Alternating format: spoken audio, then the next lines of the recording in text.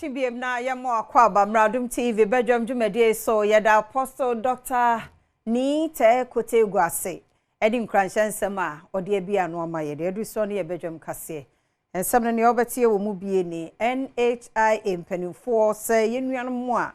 won mwanya ha wo won kidneys ho a efri December bosome de di kan yebetua won ho ka no afi bia no enipa wanse kura sika no ko 20 to 57 million Ghana City. Eno ne nsem bi na no pay mede bro Adom TV Badwam kase wo hwa me live on Facebook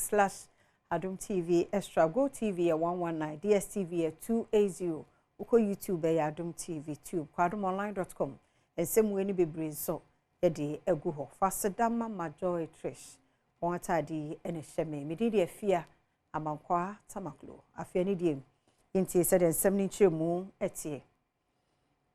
National Health Mpenufo akekane emesi ni wonum a yabusua sebi won enya hawo won kidneys ho no sesei afidi a won kwa akoda so na de asamfo ni pedua ni mu ama hoden aba no wakaikai wani a no okeka bomu a afi bia no won anse kura no sika be 20 to 57 million Ghana cedi oyama won free nipa be 400 e de 1002 Adom TV kase etwaso Aban so akape and if you look at the uncapping, yes, manifestos of both parties, no, MPP say they will uncap us at 100%. NDC said they will uncap us as 100%. So which means we will get 20% more money coming in. And you see 20%, no, as the calculation. So 20 over 100 times the current budget, which is 6.8 billion, and Obama 1.3 billion. So 1.3 billion, no, over 57 million.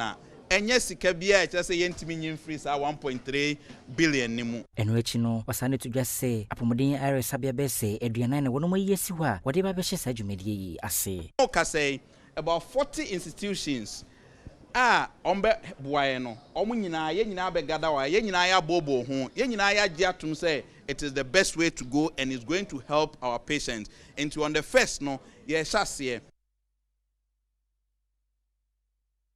Food and Drugs Authority mpanimfo say won mo ye krado say ye betimi ade enhwehwemu ede afa aduane ana emo mo social rice a yesisuo say enya akwakopie mo e wo senior high schools. The FDA also wishes to assure the public that it confirmed the wholesomeness of the consignment of rice in question and gives assurance that with all the other certificates that were submitted from India, from PPRSD, from CSIR-FRI, and concluded that the rice was wholesome before it was released for distribution. To address any public concerns, the FDA is open to audits by qualified local or international bodies to validate all its actions. I'll repeat, the FDA is open to audits by qualified local or international bodies to validate its actions. Hopefully this will clarify the role of FDA in this matter, and hopefully at least our role in it will die. We assure you that we did everything in our best possible to ensure that the people and the children of Ghana were kept safe.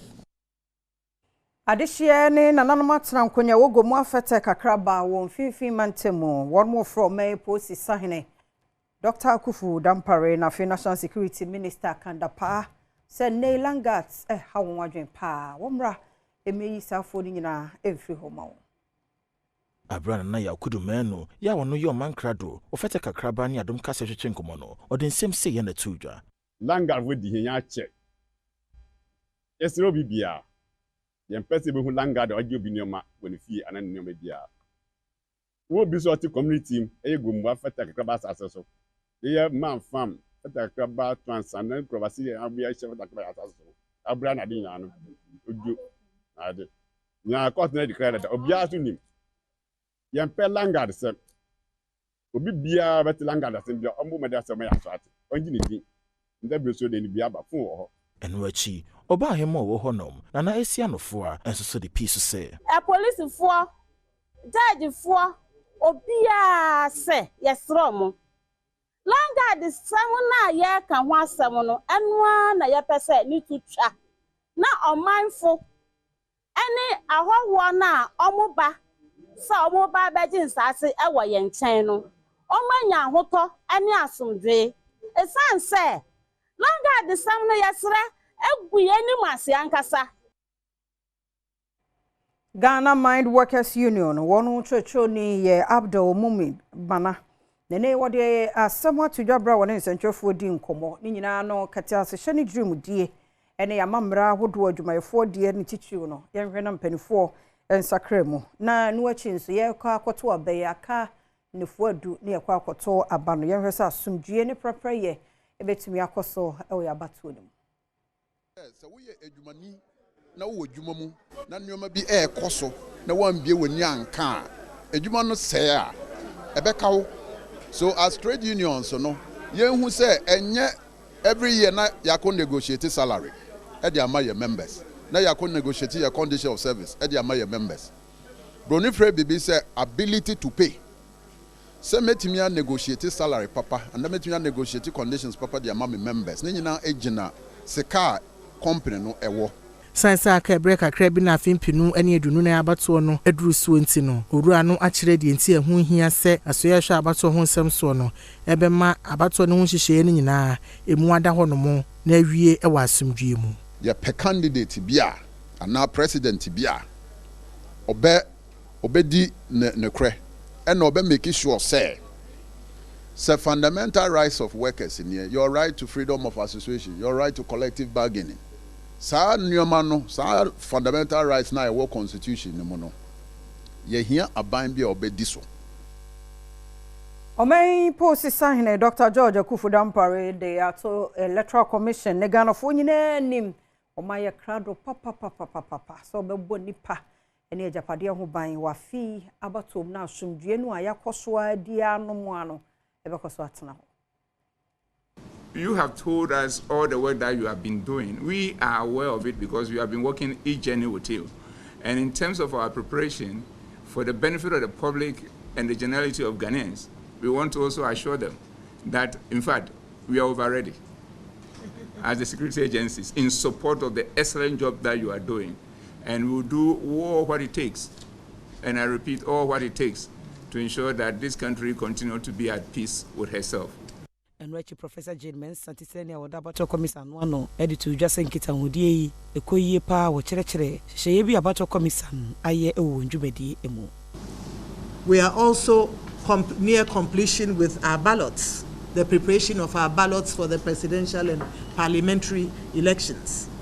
And all the ballots, with the exception of the northern region, the Bono region, and the Bono East, have been disseminated to our police armories across the country. I'm well aware that the ballot papers for the northern region, the Bono and Bono East regions will be disseminated to the police armories this afternoon. Electoral Commission, so one my crowd Juada special voting no ebekoso. Bibia wiemudie se wose koso na adom ne dom yen so 7 December so one my crowd aye ho hihye nyina kase no etwaso. We have worked with the Election Security Task Force and the media agencies through the Ghana Journalists Association, and to date we provided the register or the list of persons who are registered on our special voters register to both agencies, and we believe that this has been exhibited on the websites to enable those who registered visit the websites to clarify their voting centers and so on and so forth. So we are confident that we'll have a successful special voting arrangements on Monday, the 2nd of December. Our officials are in readiness. We have an adequate supply of the ballot papers, you know, the indelible ink, the various forms that may be necessary. And of course, the biometric verification devices are also in place to ensure a smooth and seamless special voting exercise. National Peace Council and the National Commission for Civic Education account ho bom ma one more edikasa kire afutuo ni asumdie nkomo ema emiamia hudo bi a yebeto aba hu se ho no ya na ehoshe e kan se hotspot no one mo adi nkomo kire won die nti a eni kwan sa afidie yetete nsem bi a ensem fata ewa abatu mu kasia no eba enye but obia hu say ne enye no ese wono so ojai and yeah all the time on the pulpit in the mosque yeah kasa actually nkrofo but when you say politicians almost omo their way omo de dada nkrofo aye na bi ni we zongo no but sesia no we say zongo phone no so almost omo ada omo sorry and cause we say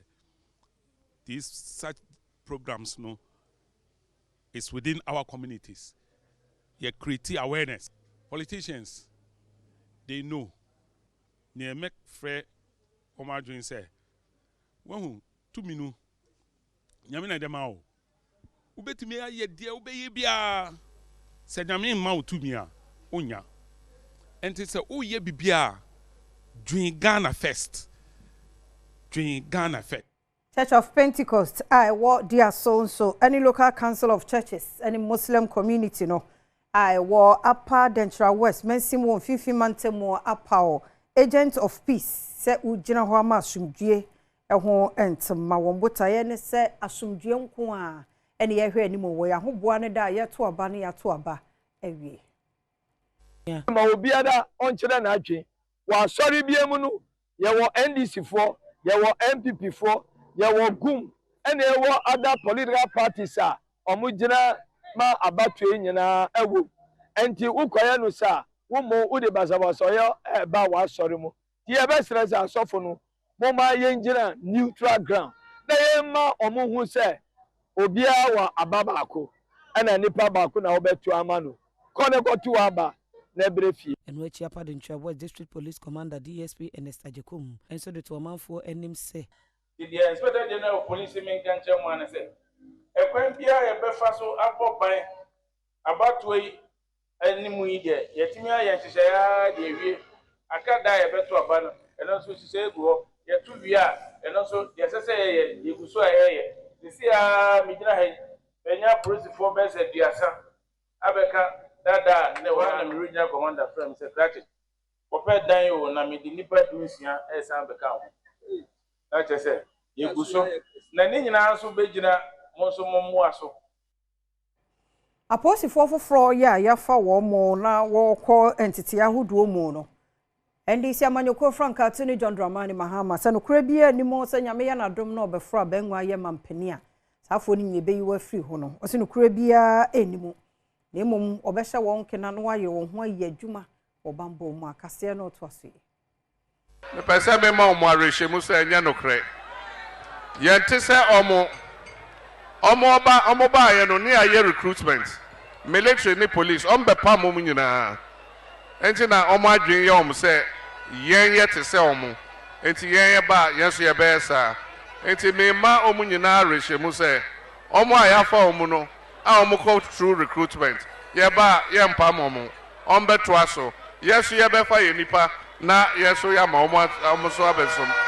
eno achi waka de to aso se MPP abanya ye de to me share omo nsa se omo be hwe Ghana so no omo etimi anhwe so e be say wo hwe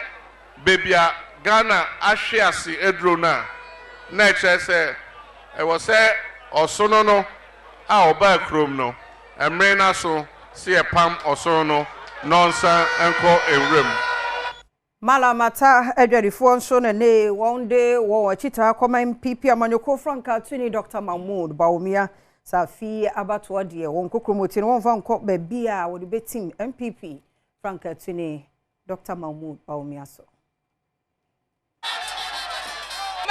kwa frese wa ya de para na do wa ya de Fred Kesi ne wa ba kwa wie ba kwa so ba kwa enti ba to ma ne pa ba to ma no ye dwa yetimi ensuo to a yenye ba bi mfa aya ta che grofo nyina adwane ene ba omia ne pipa da woroma jedwa ye da to se ko tare ya ye free mti asoro hwa me wo ya ta masoro sense o me ba ko suku me ba mi enu o ma ko fi ages ọmọ wie ọmọ yẹ mi jọ so from me ho it's number 2 no